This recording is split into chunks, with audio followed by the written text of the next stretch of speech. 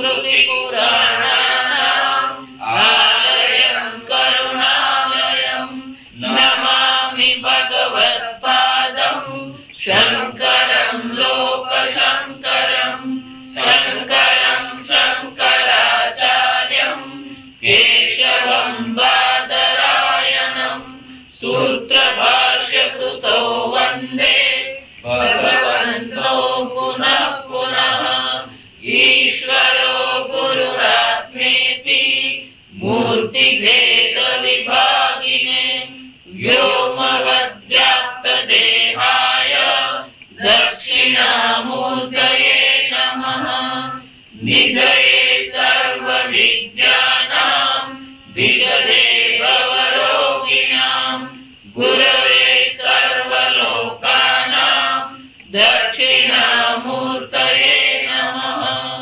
ઓમ નમઃ પ્रणवार्थाय શુદ્ધ જ્ઞાનેકમૂર્તયે નિર્મલાય પ્રશાંતાય દક્ષિણામૂર્તયે નમઃ.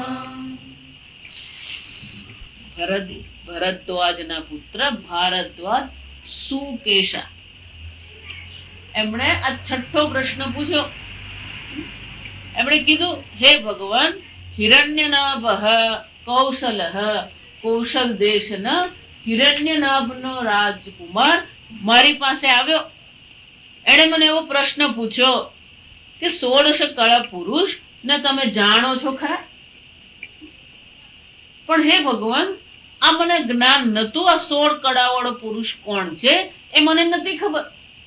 એટલે મેં એને એમ કીધું કે હું જાણતો નથી, ના હમ વેદ. તો એ ચૂપ થઈ ગયો, હતાશ નિરાશ થઈને ત્યાંથી જતો રહ્યો. બીજું મેં એ પણ કીધું કે જો આ મને જ્ઞાત હોત એટલે હું જાણતો હોત તો મેં તને અવશ્ય કીધું હોત. હું નથી જાણતો એટલે મેં તને ના પાડી. કેમ? તો કે જે વ્યક્તિ અનૃતમ વદનમ, જો આ સમજો, એ બહુ સુંદર ચર્ચા, કે જો વ્યક્તિ ખોટું બોલે, હું નથી જાણતો એમ મેં કહી દીધું, અને જો હું જાણતો હોત તો તને હું શું કામ નહીં કહેતે. એ મેં પ્રમાણિકપણે એને ના પાડી દીધી કે 16 કળાવાળા પુરુષને હું જાણતો નથી. કેમ? સમૂલઃ એવ સ પરિશુષ્યતિ યહ અનૃતમ અભિવદતિ. કારણ કે જે જૂઠું બોલે છે, મિથ્યા ભાષણ કરનાર છે, સમૂલઃ સમૂળગો એનો શું થઈ જાય છે? નાશ થઈ જાય છે. અને એટલા માટે મેં પ્રમાણિકપણે એને કહી દીધું 16 કળાવાળો પુરુષને હું જાણતો નથી. હવે ભગવાન, આ જ પ્રશ્ન હું લઈને તમારી પાસે આવ્યો છું કે 16 કળાવાળો પુરુષ કોણ છે, ક્યાં છે? જો બે પ્રશ્ન છે. 16 કળાવાળો પુરુષ ક્યાં છે અને કોણ છે? એટલે પીપલાદ મુનિએ કીધું, આ શરીરમાં યસ્મિને, આ શરીરમાં એ 16 કળાવાળો પુરુષ છે. આપણે અહીંયા બહુ લાંબુ ભાષ્ય જોયું. યસ્મિન એવા જયારે એવું કહેવામાં આવ્યું, ઇહૈવ અંત શરીરે સૌમ્ય પુરુષ યસ્મિન એતાહ 16 કલાહ. જયારે આવો ઉત્તર આપવામાં આવ્યો ત્યારે આપણે બહુ વિસ્તારથી ચર્ચા કરી. અંત શરીર એવું કહેવામાં આવ્યું તો કે આ જ શરીરમાં છે એવું જયારે તમે કહો તો શું એ શરીરથી મર્યાદિત છે? બીજું, જો આ પુરુષ 16 કળા વાળો છે એવું તમે કહો તો કળા સ્વયં જન્મ થયો છે તો કે પુરુષનો પણ જન્મ છે? જો પુરુષ કળા વાળો હોય તો પછી એ વિકારી હોય, જન્મ મૃત્યુ વાળો થઈ જાય. તો કે પુરુષમાં ખરેખર 16 કળાઓ છે ખરી? સમજ, પુરુષમાં 16 કળાઓ નથી, પણ 16 કળાઓ પુરુષને કારણે છે. જો સમજ, માટીમાં ઘડો છે એવું પૂછ્યું તો માટીમાં ઘડો નથી, જો સમજો, પણ માટીને કારણે ઘડો છે.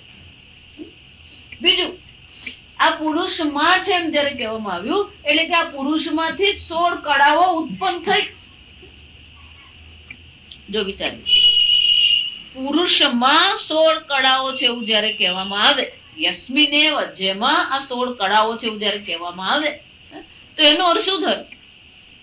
16 કળાઓનું પુરુષથી ભિન્ન કોઈ અસ્તિત્વ નથી. 16 કળાઓ પોતાના અસ્તિત્વ માટે પુરુષ પર આધાર રાખે છે, આશ્રિત છે. અને શું કહેવાય? પુરુષ પર આશ્રિત છે. એટલે પછી તે પ્રશ્ન ઉઠાવવામાં આવે કે પુરુષમાં શું આ 16 કળાઓ ઉત્પન્ન કરવાની સામગ્રી છે ખરી? કેમ? કારણ કે પુરુષ આપણે આગળ જોઈ ગયા નિર્વિકારી છે, અવ્યય છે, અને સીધો નિયમ છે કાર્ય વિનાશી હોય. કાર્ય કેવું હોય? વિનાશી. એ ઉત્પન્ન થયું તો એનો શું થવાનો છે? નાશ થવાનો છે. કારણ કેવું હોય? વિકારી હોય. જો આ બે વસ્તુ યાદ રાખવાની. કારણ વિકાર, કારણ કે જ્યાં સુધી કારણમાં વિકાર આવે નહીં ત્યાં સુધી કાર્ય બને નહીં. તો કારણ વિકારી હોય અને કાર્ય વિનાશી હોય. એટલે આ બે વસ્તુને આધારે પછી આપણે વિસ્તૃત અહીંયા આગળ આ ચર્ચા જોઈ કે ઉત્પત્તિ જે કરવામાં આવી એ ઉત્પત્તિ શામાંથી થઈ? કારણ કે 16 કળા જે આપણે કહીએ, 16 કળા એટલે સંપૂર્ણ બ્રહ્માંડ છે. આ સમજવાનું. 16 કળા પુરુષમાં છે, પણ ખરેખર 16 કળા શું છે? સંપૂર્ણ બ્રહ્માંડ છે. તો કે સંપૂર્ણ બ્રહ્માંડ જો પુરુષમાંથી ઉત્પન્ન થયું હોય અને પુરુષે ઉત્પન્ન કર્યું હોય, બે ચર્ચા થઈ. તો કે પુરુષને ઉત્પન્ન કરવા માટેની સામગ્રી પુરુષ પાસે છે ખરી? સાધન અભાવાત. એ તો નિત્ય ચૈતન્ય સ્વરૂપ છે. ચૈતન્યમાં કોઈ સાધન નથી કે જેમાંથી આ 16 કળાએ ઉત્પન્ન કરી શકે. બીજું, કોઈ પણ ઉત્પત્તિ જે છે એ ઉત્પત્તિ ચેતન પૂર્વિકા હોય. સૃષ્ટિ ચેતન પૂર્વિકા. કેમ? એટલે ઉત્પન્ન કરનાર જે છે ઘટસ્ય કરતા ઘટક, સર્વસ્ય કરતા સર્વજ્ઞ. ઘડાને ઉત્પન્ન કરનાર છે, એની પાસે ઘડાનું જ્ઞાન હોય તો સર્વને ઉત્પન્ન. 16 કળા એટલે સર્વ થઈ ગયું. 16 કળાઓ જેમાંથી ઉત્પન્ન થઈ હોય, 16 કળા જેને ઉત્પન્ન કરી હોય, એની પાસે શું હોવું જોઈએ? સર્વનું જ્ઞાન હોવું જોઈએ. એનો અર્થ શું થયો? કોઈ પણ પ્રકારની સૃષ્ટિ ચેતનથી જ છે. જો સમજ. કેમ? કારણ કે જ્ઞાનનું અધિષ્ઠાન શું હોઈ શકે? ચેતન જ હોય. પણ પેલો સાંખ્યવાદી શંકરાચાર્ય જે ચર્ચા કરી કે પેલો સાંખ્યવાદી એમ કે છે કે નહીં નહીં, આ પુરુષ તો કેવો છે? અકર્તા છે. એ સૃષ્ટિ કરે નહીં, આ પ્રધાન છે જે સૃષ્ટિ કાર્ય કરી રહ્યું છે. સાંખ્યવાદમાં શું કે છે? આ પ્રધાન અને પુરુષ બે છે. પુરુષ અકર્તા છે પણ ભોગતા છે. પ્રધાન જડ છે પણ સૃષ્ટિ કરતા. પ્રધાન અને પ્રકૃતિ સાંખ્યવાદ. એટલે પછી આપણે એને જવાબ આપ્યો કે ચેતન વગર સૃષ્ટિ શક્ય નથી. તો તારું પ્રધાન તો જડ છે, જડમાં જ્ઞાન હોઈ શકે? જ્ઞાન નહીં હોય શકે. તો જો જડમાં જ્ઞાન નથી તો પછી એનામાં સૃષ્ટિ કરવાની કોઈ શક્યતા જ નથી. પણ કે તો તમારો પુરુષ તો નિર્વિકારી છે, નિરવયવ છે, તેમાંય નથી કે પ્રધાનમાં જો સૃષ્ટિ કર્મ કરવાનું કોઈ શક્યતા નથી તો કે તમારા પુરુષમાં નથી, કારણ કે પુરુષ અકર્તા છે. ત્યારે આપણે શું કીધું? પુરુષ અકર્તા અભોક્તા છે, પણ અવિદ્યા કામ કર્મ. જ્યાં સમજો પુરુષ પણ જો આ બહુ જ ટિપિકલ છે. ઘડાનું કારણ માટી છે એમ કેવું પડે. તમારી દ્રષ્ટિ જયારે ઘડા પર છે ત્યારે ઘડો શામાંથી બન્યો તો શું કેવું પડે? માટી. પણ અહીંયા માટી અને ઘડો બે છે એમ પૂછવામાં આવે ત્યારે ઉત્તર શું આવે? એક માટી છે, ઘડો છે. આખી આ પ્રક્રિયા છે. ઘડો જોઈએ છે ત્યારે કેવું પડે? આ ઘડો માટીમાંથી બને. વિચાર કરીએ કે ઘડો અને માટી બે છે ત્યારે એક માટી છે. ઘડો પુરવાર થાય છે? જે છે અસ્તિત્વ છે એ કોનું છે? ઘડાનું અસ્તિત્વ છે કે માટીનું અસ્તિત્વ? માટીનું અસ્તિત્વ. માટી જ છે, ઘડો છે જ નહીં. જો સમજ, તો માટીમાં ઘડા બનવાનું કારણ પણ છે. માટી છે પણ કારણત્વમ એને કહેવાય. માટીમાં ઘડાનું કારણત્વમ છે ખરું? જો સમજ, જો માટીમાં કારણપણું હોય, વિચારજો. પહેલા તો કીધું કે ઘડો છે કે નથી એમ પૂછું તો શું જવાબ આવે? જો કાર્ય છે જ ને તો પછી કારણ છે?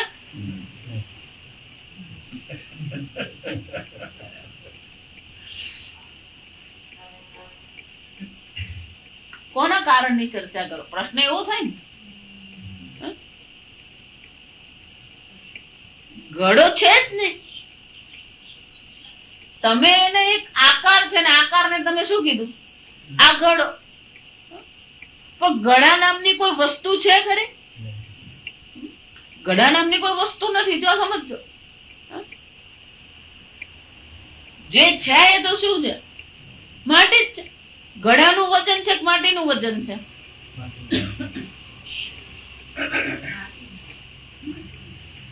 વેઇટલેસ સ્પોટ કહેવાય એને. શું કહેવાય? વજનહીન ખડું. ઘડાનું કોઈ વજન જ નથી. જો વિચારી, જો ઘડાનું કોઈ વજન નથી તો માટીને ઘડાનો ભાર લાગે ખરો? માટી એવું કે આ ઘડાથી તો કંટાળી. કેમ? એને એટલો હાચવવો પડે. કેમ? જરાક જો આમ થયું તો ફૂટી જાય. ઘડા એવું કે, અરે માટી એવું કે. ઘડાની દ્રષ્ટિએ, માટીની દ્રષ્ટિએ ઘડો છે જ ને. વિચારજો, ધારો કે તમે એને ચાખો તો સ્વાદ માટીનો કે ઘડાનો?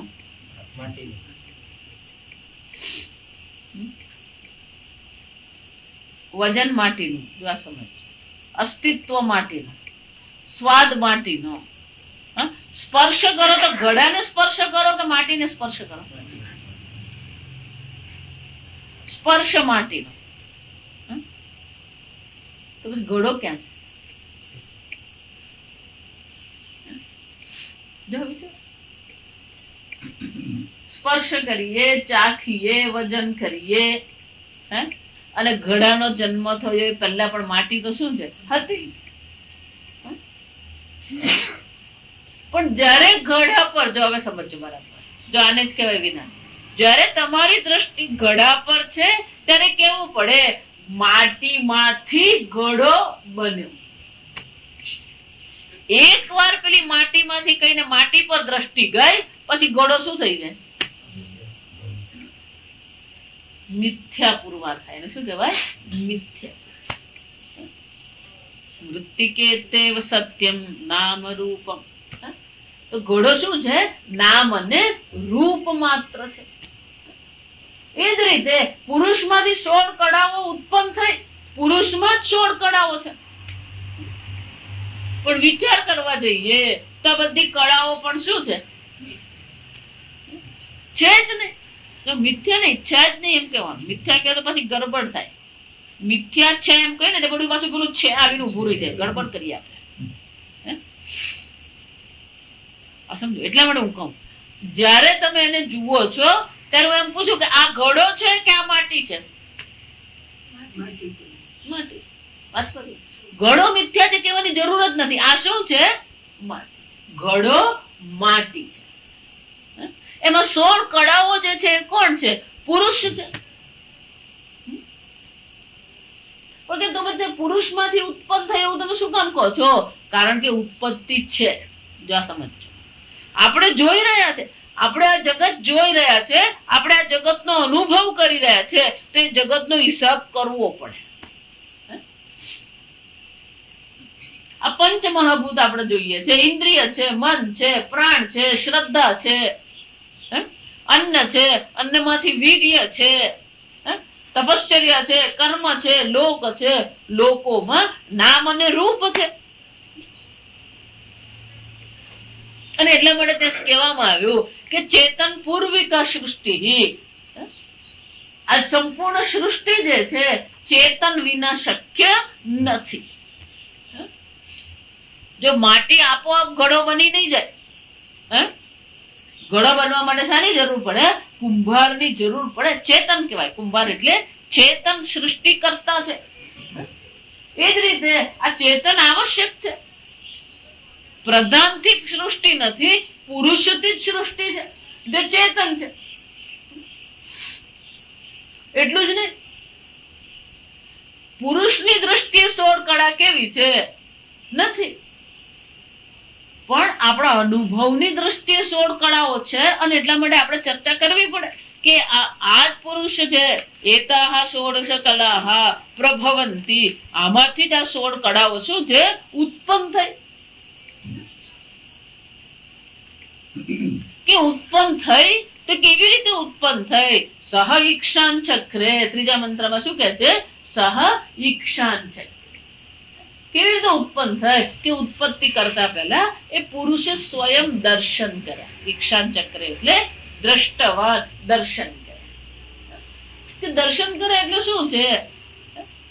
તો કે કોઈ પણ સૃષ્ટિ કરવી હોય તો સૃષ્ટિ પહેલા આપણે વિચાર કરવો પડે. આયોજન એટલે શું કહેવાય? આયોજન કરવું પડે. એક બે વસ્તુ છે. જો આ વિચારમાં પણ બે છે. કેવી સૃષ્ટિ બનાવી એનું આયોજન કરવું પડે. પહેલા કેવી સૃષ્ટિ હતી એને પણ જોવું પડે.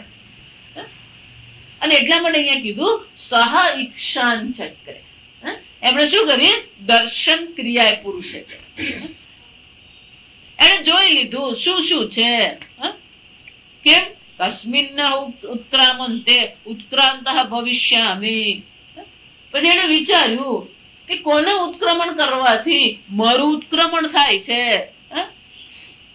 અને કોને પ્રતિષ્ઠિત થવાથી હું અહીંયા પ્રતિષ્ઠિત થઈ જઈશ. તો કે આ પ્રાણના ઉત્ક્રમણથી શું થાય છે? પુરુષ પણ આત્મા મનુષ્ય પણ થાય. જ્યાં સમજો અહીંયા આગળ તમે છો એમ કહો, પણ ક્યાં સુધી તમે છો એમ કહો?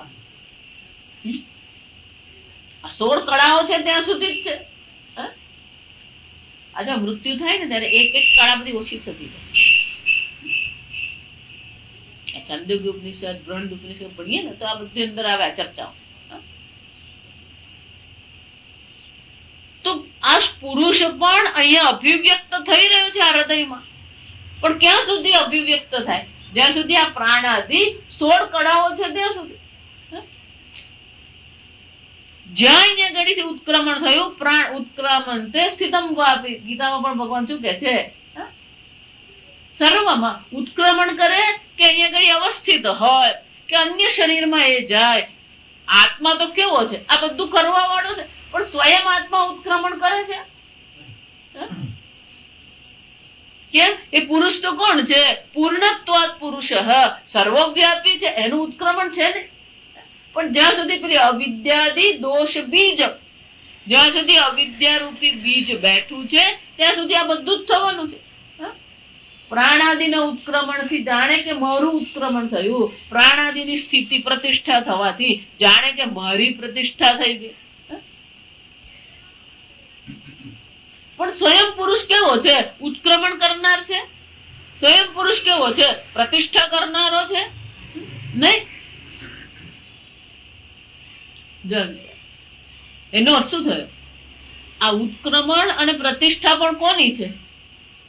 16 કળાની છે. પુરુષનું ઉત્ક્રમણ નથી, પુરુષની પ્રતિષ્ઠા પણ નથી. પુરુષ તો સર્વવ્યાપી છે. એટલું હંમેશા કહું કે ઋષિકેશ જવાના ને તો આપણે બધા પોટલા તૈયાર કરીએ. એ બધા પોટલા જેટલા પણ આપણે તૈયાર કરીએ, એ બધા પોટલા શાના માટે? ધારો કે એમ કે બધું જ બસ હવે પાણી ભરવાનું બાકી છે, સવારે પાણી જતા પહેલા શું કરશું? તાજું પાણી ભરી દેવાનું. પછી ધારો કે પૂછું, આકાશ લઈ લીધો કે નહીં? આકાશ લેવો પડે કે સર્વવ્યાપી? એ પુરુષ સર્વવ્યાપી છે, એનું ઉત્ક્રમણ થઈ શકે? એની પ્રતિષ્ઠા થઈ શકે નહીં. એનું ઉત્ક્રમણ કે પ્રતિષ્ઠાની કોઈ શક્યતા જ નથી. જાણે કે ઉત્ક્રમણ થાય છે, જાણે કે એનું શું થાય છે, પ્રતિષ્ઠા થાય છે. અને એટલા માટે કે છે કે જાણે કે આ પ્રાણની પ્રતિષ્ઠા થવાથી, જાણે કે હું આ શરીરમાં શું થઈ ગયો, પ્રતિષ્ઠિત થઈ ગયો. આ પ્રાણનું ઉત્ક્રમણ થવાથી જાણે કે હું પણ શું થઈ ગયો, આ શરીરમાંથી નીકળી ગયો. જો વિચાર, 16 કડા અહીંયા આગળ પ્રતિષ્ઠિત છે તો હું અહીંયા છું. 16 કડા અહીંયાથી ઉત્ક્રમણ થઈ ગયે તો હું પણ શું થઈ ગયો, ઉત્ક્રમણ. તો કે ખરેખર આવું થાય છે નહીં. નિરવયવત્વાત સર્વવ્યાપી પુરુષ છે. જાણે કે જો, એટલે શંકરાચાર્ય શું કીધું આપણને સમજે કે જાણે કે પેલું ઉત્ક્રમણ થયું, જાણે કે એની પ્રતિષ્ઠા થઈ. આત્માની કોઈ પ્રતિષ્ઠા નહીં, આત્માનું કોઈ ઉત્ક્રમણ નથી. આત્મા તો શું છે. બીજું આત્મા ગયો એમ કહીએ ને, તમે ક્યાં જઈ શકો? જ્યાં ન હોય ને ત્યાં જવાય. પણ આત્મા તો શું છે, સર્વત્ર છે. ક્યાં જવાનું આત્મા? પણ હું એક શરીર છું એમ માને, એનો અર્થ શું થયો? હું અહીંયા છું, ત્યાં નથી. આ બુદ્ધિ છે, એટલે ત્યાં જવું પડે. આમ ઉત્ક્રમણ ક્યારે થાય? એક દેશમાં હોય તો બીજા દેશમાં જઈ શકે. પણ જે સર્વ દેશમાં હોય એને આવાગમનનો કોઈ પ્રશ્ન છે જ નહીં. જો આ બધી ચર્ચા આપણે કરી ગયા પેલી ભાષ્યમાં. ચેતન હોવું જોઈએ, સર્વજ્ઞ હોવો જોઈએ, સર્વશક્તિ હોય, એ શક્તિ પણ હોવી જોઈએ એનામાં. કુશળતા છે, આ બધું જ છે. છતાં સ્વયં એ કોણ છે? સ્વયં કારણ પણ નથી અને સ્વયં કાર્ય પણ નથી. પણ ત્યાં 16 કળાઓ કઈ કઈ છે? પ્રાણમ અસૃજત. એ પુરુષે શું કર્યું? આ 16 કળા વાળા પુરુષે પ્રાણની ઉત્પત્તિ કરી. એ પ્રાણ એટલે શું? આ પ્રાણ આપણે જેને કહીએ છીએ એટલે કે છે નહીં, સમષ્ટિ જે પ્રાણ જે છે હિરણ્ય ગર્ભ છે. જો પહેલા જોયું ઈક્ષાન ચક્ર, પહેલા એમણે શું કર્યું? જોઈ લીધું, વિચાર કર્યો. તપ આલોચન કહેવાય. સૃષ્ટિ કરતા પહેલા એને વિચાર કરી લીધો. કોઈ પણ પ્લાન બનાવવો તો આપણે પહેલા શું કરવું પડે? મનમાં એનો વિચાર કરી જ લેવો પડે. પણ વિચાર કર્યા પછી શું કરીએ? ઘર સીધું બનાવી દઈએ? કાગળ પર એને શું કરવામાં આવે? એનો પ્લાન તૈયાર કરવામાં. આ પ્લાન એટલે હિરણ્ય ગર્ભ. જો સમજો, સૂક્ષ્મ છે, સમષ્ટિ સૂક્ષ્મ છે. આ જો આર્કિટેક્ટ ને જો આ તમારું બેડરૂમ છે, આ તમારું રસોડું છે, આ તમારી બાલ્કની છે. ત્યાં કશું બેડરૂમ ને બાલ્કની નથી. આ સમજો, કાગળ ને પેન જ છે. સૂક્ષ્મ. પછી એ સૂક્ષ્મ માંથી શું થાય? સ્થૂળ ની ઉત્પત્તિ. પહેલું કારણ છે, આપણે જોઈ ગયા. 3 જ વસ્તુ છે, સ્થૂળ, સૂક્ષ્મ અને કારણ. જો તત્વબોધમાં જોઈ ગયા આપણે. આ બ્રહ્માંડ એટલે સ્થૂળ છે, હિરણ્ય ગર્ભ એટલે સમષ્ટિ સૂક્ષ્મ શરીર છે, અને ઈશ્વર પુરુષ જે છે કોણ છે? કારણ શરીર. કારણમાંથી પહેલા સૂક્ષ્મ હિરણ્ય ગર્ભની ઉત્પત્તિ થઈ, સમષ્ટિ અંતઃકરણની ઉત્પત્તિ થઈ. એ જ સમષ્ટિ અંતઃકરણમાંથી શ્રદ્ધાની ઉત્પત્તિ થઈ. શ્રદ્ધા કોને કહેવાય? એટલે શંકરાચાર્યજી શું કીધું? સર્વ શુભ કર્મ પ્રવૃત્તિ હેતુ. સર્વ પ્રકારની શુભ કર્મની પ્રવૃત્તિ માટેનો હેતુ કોણ છે? આ શ્રદ્ધા છે. શ્રદ્ધાથી જ આ છે. કોઈ પણ કર્મ હોય શ્રદ્ધાથી જ છે. જો આ સમજો. આપણને એવું લાગતું હોય ના ના હું તો બહુ બુદ્ધિશાળી, આ બધા જેટલા કહેતા હોય પોતાને બુદ્ધિશાળી, 2 મિનિટમાં બુદ્ધિ વગરના પુરવાર કરી અપાય આપણે. વચ્ચે પેલા સુરતમાં બધા પેલા નાસ્તિકો ઉભા થઈ, નાસ્તિક નું ટોળું હતું. એ લોકો શું માનતા?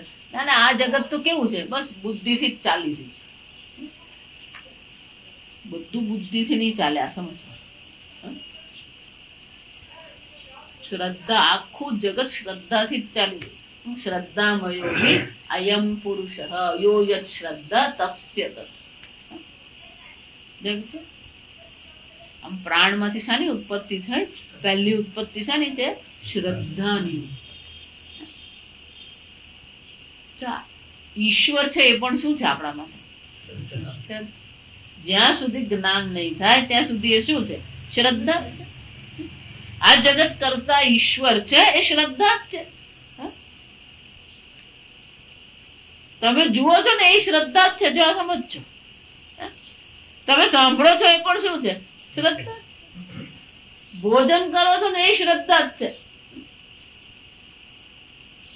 વિચાર, મોઢામાં તમે કોળીઓ મૂકો ને, પછી એ કોળીઓ અન્ન નળીમાં જાય કે શ્વાસ નળીમાં જાય? તમારા હાથમાં છે.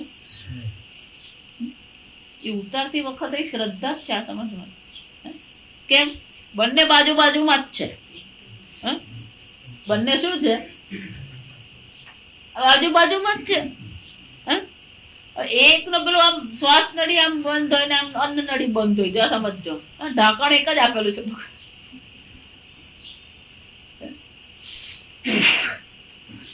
એ કોળીઓ આમ અન્ન નળી ને બદલે આગળ શું થઈ જાય? શ્વાસ નળીમાં ગયો તો દેવી છે. અને તમે જે ભોજન કરો છો એ શુદ્ધ છે એ પણ શું છે? સાહેબ, સારામાં સારો ચણાનો લોટ. જો સમજો, આપણને ખબર જ નથી એમાં ચણાની દાળ કેટલી છે.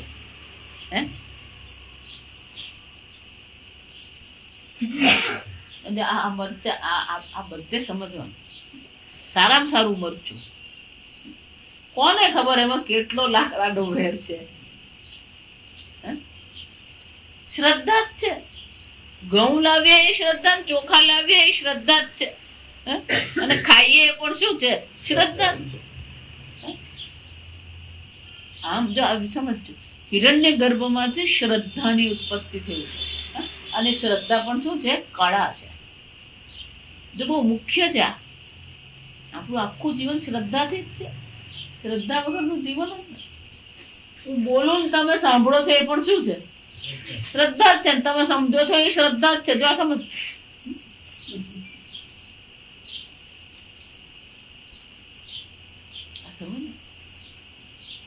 શ્રદ્ધા પર જ આપણું જીવન. શ્રદ્ધાથી જ જન્મ છે અને શ્રદ્ધાથી જ શું છે? જીવન છે. આ ડોક્ટરો દવા આપે ને આપણે ખાઈએ એ પણ શું છે?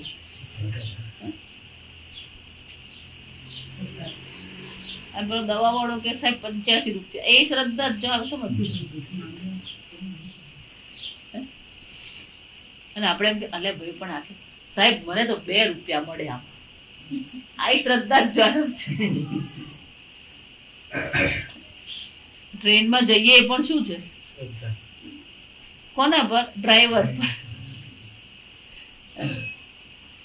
જો વિચારો, તમે કેટલી વાર ટ્રેનમાં તમે પ્રવાસ કર્યો? ક્યારેય ડ્રાઈવર ને જોયો તમે? પણ કરો છો કે નહીં તમે ટ્રાવેલિંગ? એમાં જગત ચાલી રહ્યું છે તો ચલાવવા વાળો શું છે? ટ્રેન ને ચલાવવા વાળો ડ્રાઈવર હોય તો આ જગત ને ચલાવવા વાળો શું છે? અસ્તિ કશ્ચિત અપાર શક્તિ. સંપૂર્ણ સૃષ્ટિનું એ સંચાલન કરે.